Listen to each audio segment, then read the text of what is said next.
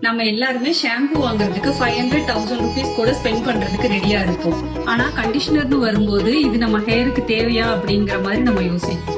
Conditioners இல்லாம hair ட்ரையா இருக்கு, ஃப்ரிஸியா இருக்கு அப்படின்னு சொல்றது எப்படி இருக்குன்னா, எக்ஸாம்ஸ் எழுதாம நம்ம ரிசல்ட் எக்ஸ்பெக்ட் பண்ற மாதிரி இருக்கு. ஷாம்பு ஸ்கேல்பை கிளீன் பண்ணி கொடுக்கும், பட் கண்டிஷனர் தான் ஹேரோட லென்த்தை ப்ரொடெக்ட் பண்ணி சாஃப்டன் பண்ணி கொடுக்கும். நம்ம நிலவொலியோட கண்டிஷனர்ஸ் ட்ரை பண்ணி பாருங்க, உங்க ஹேர் சாஃப்ட் அண்ட் சில்கியா ஸ்மூத்தா மாத்திடும்.